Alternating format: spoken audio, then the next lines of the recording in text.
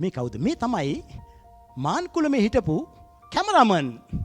Mankulam camp එකේ හිටපු කැමරාමන්. මෙතුමා තුවාල වෙනවා. මෙතුමා ගාව තිබුණා 135 කැමරාවක් අර ෆූජි ෆිල්ම් රෝල් දාන එකක්. කෑගලෙන් ගත්ත. මෙතුමා තුවාල වුණාට පස්සේ මේ කැමරාව ගන්නවා මෙන්න මේ සූරිය බණ්ඩාර. අරගෙන දවස ගානේ මේකේ ෆොටෝ ගහනවා. මම පස්සේ පෙන්නන වීඩියෝ එකක් මම මෙතුමා හොයාගෙන ගියේ විදියට. මේ ඡායාරූපයේ මෙතුමා දැනගෙන තිබුණේ නැහැ. මම මේක print එකක් අරගෙන මෙතුමා හොයාගෙන ගියා මාව නැල්ලේ අරනායක ගේ හොයාගෙන.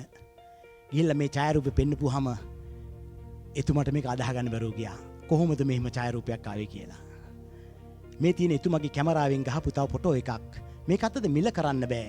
කොකායිල් ප්‍රහාර සිද්ධ වෙන 1990 ජූලි මාසේ 11. දින 9කට පස්සේ ජීවිතේ බේරගෙන එනවා නිමල් සිරිවර්ධන ආධුනික සෙබළ මේ ඉන්නේ යා. මීට අවුරුදු 36කට කලින් කොකාවිලෙන් ජීවිතේ බේරගෙන එන්න නිමල් සිරිවර්ධනගේ ඡායාරූපයක් තියෙනවා කිව්වහම ඒක නිකන් චිත්‍රපටියක් වගේ. හැබැයි මේක ඇත්ත. මාන්කුලමේ ඉතුරු වෙච්ච උදේපාලගේ කැමරාවෙන් සූරිය බණ්ඩාර මේක ගහනවා. මෙතන ඉන්නේ 3GR එකේ සෙබළු. ජීවිතේ බේරගෙන එන අවස්ථාව. මේ ඓතිහාසික.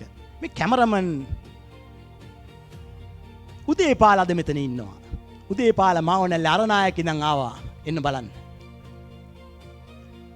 මෙතුමා ගැන මම කොකාවිල් පොතේ මෙතුමට දී හැකි උපරිම ගෞරවය මම දීලා තියෙනවා. මම මෙතුමා හොයාගෙන යනකොට මෙතුමා හිටියේ කන්දක් පාමුල බොහොම අමාරුවෙන්.